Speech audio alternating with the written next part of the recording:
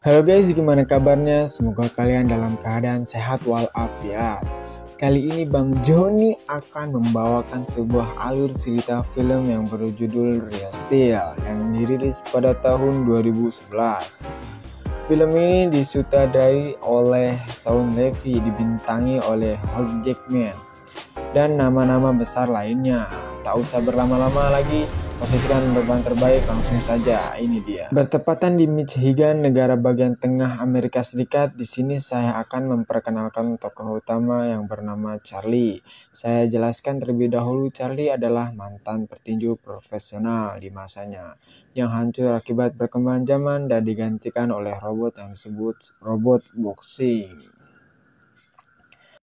Pagi hari yang cerah, di sebuah seorang pria bernama Charlie terbangun di dalam trailer truknya karena berbunyi telepon dari orang yang ingin menagih hutang padanya. Pagi hari yang kacau bagi Charlie. Di luar truk terdapat beberapa anak kecil yang penasaran dengan robot Charlie yang bernama Embas. Charlie pun mengeluarkan Embas untuk dipamerkan pada anak-anak itu. Di saat anak-anak itu ingin berfoto dengan Embas, Charlie meminta bayaran $5 pada anak-anak tersebut. Namun anak-anak itu pun menolak dan pergi meninggalkan Charlie. Siang harinya di dalam arena, Charlie menemui rival lamanya yang bernama Ricky. Charlie dengan sombong menantang banteng milik Ricky dengan taruhan $20.000. Sebenarnya Ricky ragu kalau Charlie mempunyai uang, namun Ricky berani menerima tantangan Charlie dengan mengancam kalau Charlie tidak mampu membayar. Jika kalah maka dia akan menghadiahi Charlie hingga sekarat.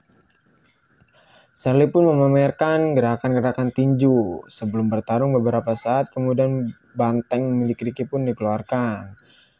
Dan Imbas pun mampu menjatuhkan banteng itu dengan mudah. Namun Charlie yang sombong, banteng itu pun menyeruduk Embos hingga kehilangan satu kakinya.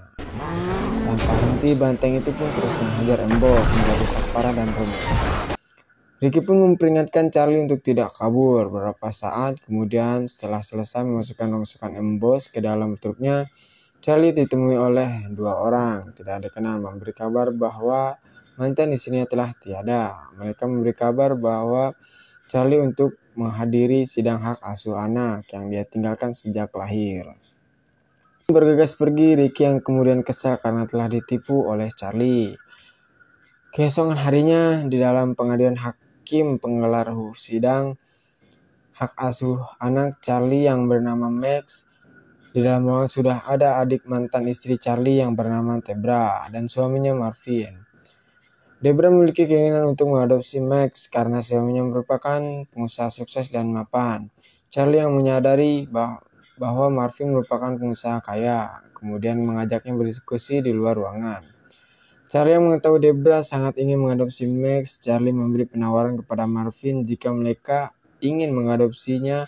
Charlie pun minta uang $100.000. Marvin yang seorang pengusaha kaya itu mengiyakannya. Namun dirinya berencana untuk pergi karena urusan bisnis untuk 2 bulan ke depan. Selama itu dia akan menitipkan Max untuk sementara waktu. Marvin memberikan uang $50 di awal, lalu sisanya akan dia berikan setelah dia pulang dari Italia.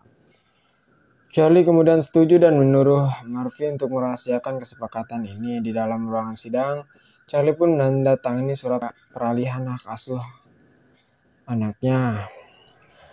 Charlie kemudian keluar dari dalam gedung pengadilan sambil menelpon untuk membeli sebuah robot yang masih layak untuk bertarung.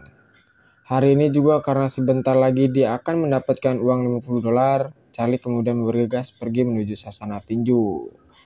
Yang di sana, Charlie menemui Berlie. Berlie adalah pemilik sasana tinju warisan ayahnya. Charlie menjelaskan kalau hari ini dia membeli robot bekas seharga $45.000. Berlie yang mendengarnya pun kesal karena Charlie sendiri memiliki hutang padanya sebanyak $6.000. Beberapa saat kemudian Marvin datang untuk memberikan uang $50.000 kepada Charlie dan sekaligus mengantarkan Max untuk tinggal bersamanya sementara dia ingin pergi ke Italia. Marvin pun pergi meninggalkan Max untuk tinggal bersama ayahnya. Ini adalah pertama kalinya Max bertemu dengan ayahnya. Lalu Belly datang yang memberitahu bahwa robot pesanan Charlie sudah tiba.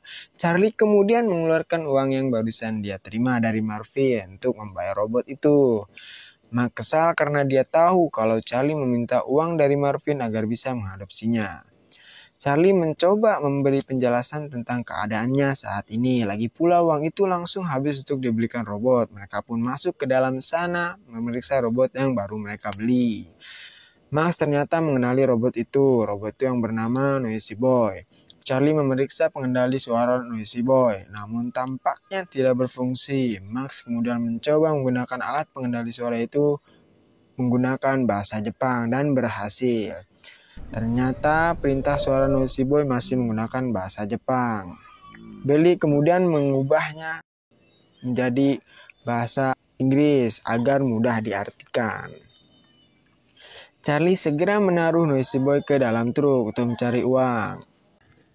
Max memaksa untuk ikut. Charlie yang tak punya pilihan lain akhirnya bersedia mengajak Max. Malam harinya mereka sampai di arena pertarungan yang bernama Chris Field. Di sana sudah ramai sekali para penggemar MMA versi robot. Promotor di sana menyarankan Noisy Boy untuk bertarung pembuka saja. Namun Charlie yang sombong tidak ingin pertandingan cek-cek karena robotnya kali ini dulunya adalah mantan petarung liga. Charlie langsung menantang juara bertahan di sana, yaitu robot yang bernama Midas. Max mencoba memberi saran agar Noisy Boy mencari lawan yang lebih mudah. Tapi Charlie kekeh ingin meraih uang yang banyak. Dan akhirnya pertarungan utama malam itu pun digelar. Pertarungan antara Noisy Boy melawan Midas. Midas dan Noisy Boy memasuki arena. Pertarungan pun segera dimulai dengan perintah suara Charlie. Charlie mampu mengendalikan Noisy Boy, kemudian mendapatkan Midas melawan Noisy Boy cukup lumayan hingga membuat Midas kewalahan. Namun Midas kemudian mampu melawan balik. Midas terus menghajar Noisy Boy habis-habisan. Charlie mencari jurus combo Noisy Boy, terlihat Charlie tidak hafal kombinasinya. Sementara itu di atas arena Midas terus menghancurkan Noisy Boy, mencabut lengan Noisy Boy dan menghajar Noisy Boy hingga kepalanya terpental. Noisy Boy pun kalah sekaligus hancur karena kehilangan uang $45.000 hanya dalam satu malam. Di tempat parkir, Charlie dan Max terlibat perdebatan. Max kesal karena Charlie tidak mendengarkan suaranya. Dia tahu kalau Noisy Boy belum siap untuk bertarung karena Charlie tidak hafal semua jurus combo milik Noisy Boy. Mereka pun kemudian pergi dari tempat itu. Charlie mengajak Max untuk mampir ke lokasi pembuangan sampah robot untuk mengais spare part bekas yang mungkin bisa dirakit untuk menjadi robot. Di dalam mereka mengendap-endap menghindari kamera CCTV yang mengawasi tempat itu. Tiba-tiba turun hujan dengan lebat. Max melihat rongsokan robot dari generasi pertama. Charlie menjelaskan kalau dulu orang-orang membuat robot dengan ukuran kecil, seukuran manusia untuk bertarung, dan lama-kelamaan popularitas pertarungan tinju robot menggeser luar harga tinju. Kemudian seiring berjalannya waktu, robot dibuat dengan ukuran semakin besar karena orang-orang ingin melihat pertarungan yang brutal dan luar biasa. Charlie sendiri adalah seorang mantan petinju profesional yang sudah saya jelaskan di awal film.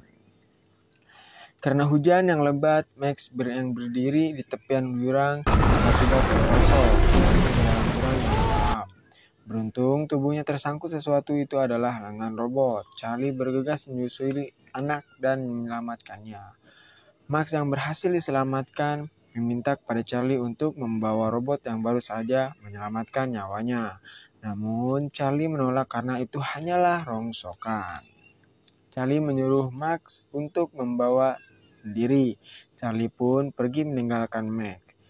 Di siang harinya, Max sendirian berhasil membawa robot itu dengan gerobak menuju parkiran mereka dan membawanya ke sasana tinju. Belly kaget melihat Noisy Boy yang hancur, tak bersisa. Sadar kalau mereka sudah tak punya apa-apa lagi. Mereka berdua kemudian memeriksa robot rongsokannya. yang diambil oleh Max semalam. Beruntung Berli menemukan sel yang cocok karena robot itu merupakan robot lawas generasi kedua yang sudah tua. Charlie berencana menyewakan robot itu untuk menjadikan robot firing atau latihan. Max yang mendengarnya tidak terima. Dia bersikeras kalau robot itu adalah robot miliknya karena dia yang menyeret robot itu. Semalam dari tempat sampah, Berli kemudian menyalakan robot itu dan robot itu berhasil hidup kembali. Kemampuan untuk meniru gerakan dan menyimpan ke dalam memori. Berli juga melengkapi robot itu dengan remote pengendali suara yang bekas yang masih bisa berfungsi. Max kemudian membersihkan robot itu dan melihat tulisan di dada kiri robot itu bertuliskan Atom. Robot itu ternyata bernama Atom. Setelah selesai mencuci Atom, Max pun kembali masuk dan bertanya, apakah Atom bisa bertarung? Charlie dan Berli menjelaskan kalau Atom adalah robot generasi lama. Kemungkinan adalah Atom didesain untuk menjadi lawan sparring latihan robot lainnya. Itulah mengapa Atom mampu menirukan gerakan sehingga membuat Atom bisa menirukan gerakan robot manapun. Max terus saja ingin agar Atom bertarung. Charlie memberi pengertian kalau Atom pasti akan hancur di dalam pertarungan.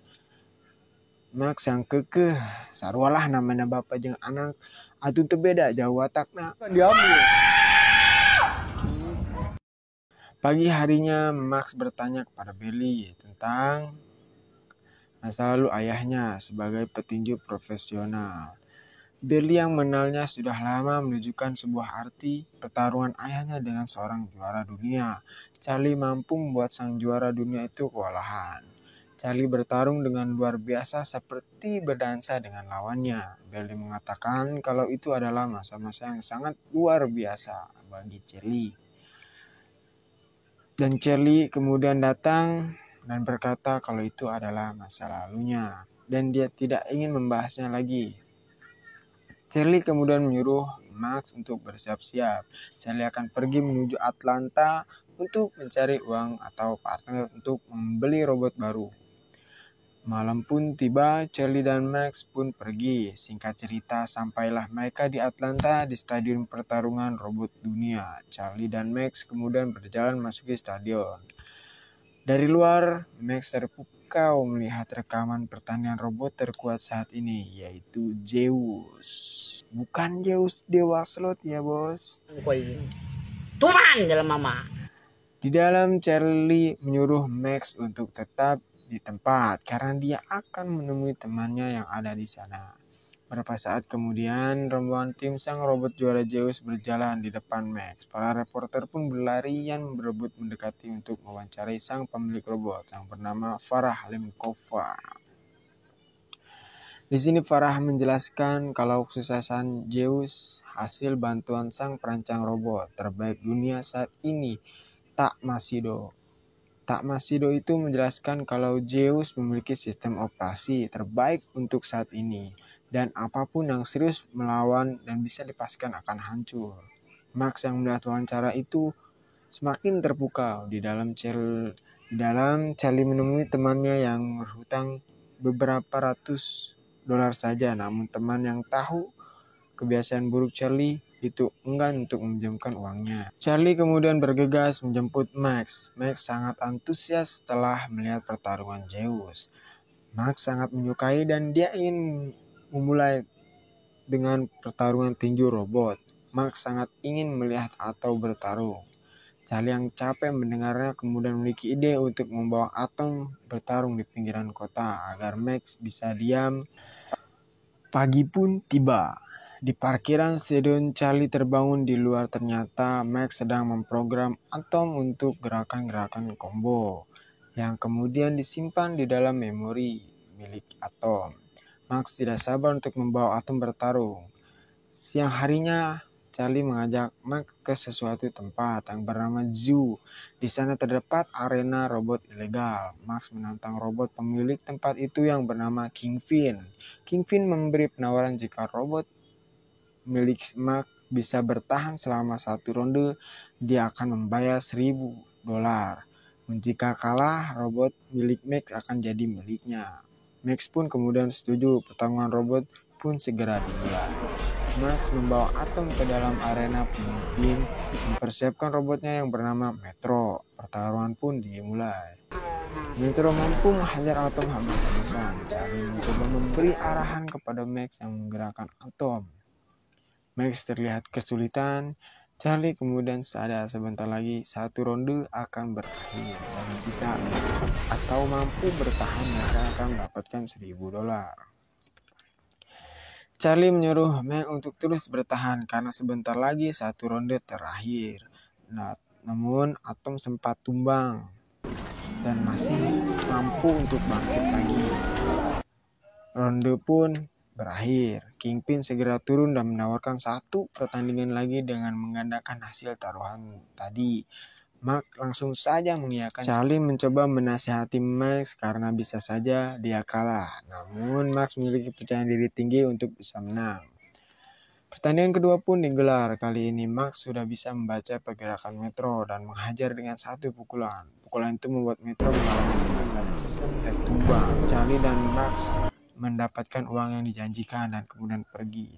Charlie yang sempat dihadang oleh orang-orang yang memberi undangan untuk pertarungan selanjutnya. Pagi hari pun tiba. Di halaman tempat penginapan Max masih memprogram gerakan combo untuk Atom. Di saat bosan, Max kemudian menyetel musik dan mulai menarik Atom bergerak menirukan gerakan Max. Charlie kemudian datang dan tertarik dengan tarian Max dan Atom. Max kemudian menjelaskan kalau kontroler Atom telah rusak. Dia kemudian memodifikasinya dengan memasukkan spare part milik Noisy Boy sehingga membuat Atom bisa dikendalikan dengan perintah suara. Max ingin Charlie untuk mengajari Atom gerakan-gerakan combo yang nantinya program itu disimpan ke dalam memorinya. Awalnya Charlie menolak, namun akhirnya dia mau dengan syarat Max dan Atom akan menari setiap kali mereka akan bertarung. Max yang malu itu pun terpaksa mengiyakannya. Malam hari pun tiba. Charlie mengajari Atom bertarung dengan mode meniru Charlie, mengajari Atom semua jurus yang dia kuasai. Keesokan harinya mereka pun berangkat menuju arena berikutnya. Sebelum bertarung, Max dan Atom menari. Semua orang menyukainya. Atom bisa mengalahkan setiap robot yang dia lawan dan membuat Max mendapatkan uang yang cukup banyak. Dengan pengendali suara, Charlie menggerakkan Atom dengan lincah karena dia sendiri yang mencoba gerakan Atom. Atom mulai dikenali di kalangan para pecinta petarung robot. Setelah semakin banyak robot yang dia kalahkan, Charlie juga mampu membayar hutang kepada Beverly. Kepopulerannya adalah membuat seorang promotor menawari Atom untuk bertarung di Liga Tinju Dunia. Ini adalah langkah awal masuk ke dalam kejuaraan dunia. Singkat cerita, di dalam stadion Liga Robot Dunia, Max mempersiapkan Atom untuk melakukan laga pembuka dengan melawan robot Twin City. Charlie terlihat gugup karena ini kali pertamanya mengikuti kejuaraan Liga Robot Dunia. Di tengah persiapan mereka ditemui seseorang untuk mengajak mereka ke suatu tempat. Ternyata tempat itu adalah markas sang robot juara dunia, pemilik Zeus, para Lemkova. Langsung to the point saja berkata ingin membeli Atom yang akan digunakan sebagai lawan sparring latihan Zeus dengan harga $200.000. Charlie pun tergiur dengan uang yang begitu banyak. Max yang menolak karena menurut Max tidak untuk dijual. Max dan Charlie kemudian pergi di luar. Charlie mencoba memberi pengertian kalau uang $200.000 itu uang yang sangat banyak.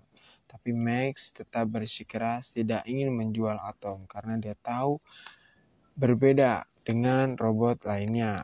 Atom adalah petinju. Atom diprogram oleh seorang petinju profesional. Atom tidak ternilai harganya. Mantap. Dan akhirnya pertarungan pembuka antara Twin City melawan Atom pun dimulai. Seperti biasa, Max dan Atom menari sebelum menaiki ring. Hal itu membuat semua orang yang melihatnya bergembira. Dan sebelum bertarung, Charlie menyuruh Max untuk berdoa karena lawan mereka kali ini bukanlah robot sembarangan. Pertarungan pun dimulai. Atom terlihat kewalahan. Twin City yang terus menghajar Atom bertubi-tubi. Charlie yang mengamati pergerakan Twin City akhirnya melihat suatu celah kelemahan Twin City dengan pengalaman tinju miliknya. Charlie mengarahkan titik kelemahan Twin City. Kini Atom mulai mampu menguasai keadaan. Atom bergerak layaknya seorang petinju profesional. Menghajar Twin City bertubi-tubi membuat Twin City mengalami kerusakan sistem, dan dengan akhirnya Atom mampu menghabisi Twin City. Di saat pembawa acara sedang berbicara, Max merebut mikrofon dan dengan terang-terangan menantang Zeus untuk bertarung di depan para wartawan. Para Lemkova yang mendengarnya terlihat kesal dan jengkel. Beberapa saat kemudian di parkiran, Charlie dan Max ditemui oleh Ricky yang masih memiliki dendam dengan Charlie. Charlie yang sekarang memiliki uang berkata kalau dia akan membayar semua hutangnya. Bukan itu yang dia inginkan. Ricky yang marah ingin menghajar Charlie habis-habisan. Charlie dan Max kemudian kabur. Namun anak buah Ricky berhasil menangkap mereka dan mulai menghajar Charlie hingga babak belur. Tak cuma itu, Ricky juga merebut semua uang yang di tangan Charlie, lalu kemudian pergi begitu saja. Di saat Charlie dan Max beristirahat di dalam mobil, Charlie kepikiran sesuatu. Siang harinya, Charlie mengantar Max untuk menemui Debra dan suaminya Marvin, karena Charlie sadar kalau dia adalah bukan orang tua yang baik. Charlie menyerahkan Max kepada Marvin yang sudah pulang dari Italia karena memang mereka adalah orang tua asuh resmi Max. Marvin mencoba memberi uang sisanya $50.000 kepada Charlie. Namun Charlie menolak uang itu. Charlie kemudian melanjutkan perjalanannya menuju sasana tinju. Di dalam lubuk hati yang terdalam, Charlie adalah orang tua yang baik. Charlie kemudian berpamitan untuk pergi melanjutkan perjalanannya. Beberapa hari kemudian, pergi menuju rumah Debra dengan maksud ingin menjemput Max. Charlie meminta maaf atas semua yang terjadi. Charlie meminta izin untuk satu malam saja mengajak Max berjuang melawan Zeus karena Charlie sadar ternyata pertarungan robot adalah hal yang sangat diinginkan Max. Untuk saat ini, selepas dari kemungkinan Atom akan hancur di tangan Zeus, tidaknya mereka akan berjuang di malam ini. Debra pun kemudian mengizinkan Max pun tersenyum bergembira. Malam hari pun tiba, banyak sekali orang datang berbondong-bondong menuju stadion untuk melihat pertarungan Atom melawan Zeus. Banyak media yang heran kenapa sang juara dunia mau mempertaruhkan gelarnya melawan pendatang baru. Mungkin hal itu merupakan sebuah taktik pemasaran, dan hasilnya terbukti banyak sekali orang yang datang di pertandingan malam ini. Max dan Charlie membawa Atom berjalan memasuki arena. Di atas arena, Charlie melihat beberapa saat kemudian Zeus dengan gagah perkasa berjalan memasuki arena. Charlie dan Max pun siap-siap dan pertarungan pun akhirnya dimulai. Dengan satu pukulan saja, Zeus langsung menjatuhkan Atom. Atom masih mampu untuk bangkit kembali, namun Zeus menghajarnya kembali hingga tersungkur lagi. Dan Atom masih bisa bangun untuk pertama kalinya. Atom mampu menghajar wajah Zeus. Kini giliran Atom balik melawan Zeus, kembali membalikan keadaan Atom. Ronde pertama berakhir dan Atom masih mampu bertahan. Masing-masing kubu memperbaiki apa yang bisa mereka perbaiki. Ronde kedua pun digelar. Zeus masih menguasai seluruh pertarungan. Atom berusaha untuk bertahan dan sesekali menyerang Atom, kembali jatuh dan mampu bangkit. Awalnya Charlie menolak, namun Max terus meyakinkan kalau Atom bisa menghadapi Zeus dengan bantuan Charlie yang tak punya pilihan lain pun mengiyakan. Charlie mengaktifkan mode peniru tubuh Atom. Ronde terakhir pun dimulai. Charlie menggerakkan Atom dengan menundukkan gerakan dari luar ring untuk terus maju. Charlie masih terus saja bertahan. Ia menunggu sesuatu. Di saat Zeus mulai melambat, tenaganya mulai habis. Kini giliran Atom yang menyerang atau menghajar Zeus bertubi-tubi. Kini giliran Atom yang memojokkan Zeus. Tak Masido pun turun tangan mengendalikan Zeus. Namun hal itu sia-sia. Atom mampu menghajar Zeus tanpa ampun. Merly dan Max yang melihatnya pun menangis terharu melihat perjuangan Charlie yang sangat luar biasa.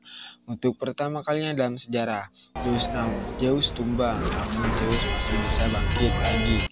Dan Atom kembali menghajar Zeus hingga babak belur dan bel pertarungan pun berbunyi.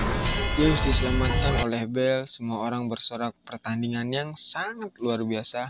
Setelah perhitungan juri, pertandingan kali ini dimenangkan oleh Zeus. Terima kasih yang sudah menonton sampai habis.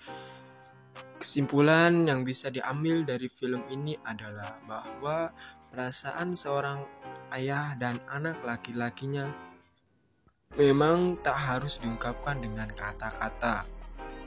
Jangan lupa subscribe dan like komennya, karena itu sangat berarti untuk saya. Saya dari tim Joni 360 pamit. Assalamualaikum warahmatullahi wabarakatuh. Tunggu review film selanjutnya. Terima kasih banyak.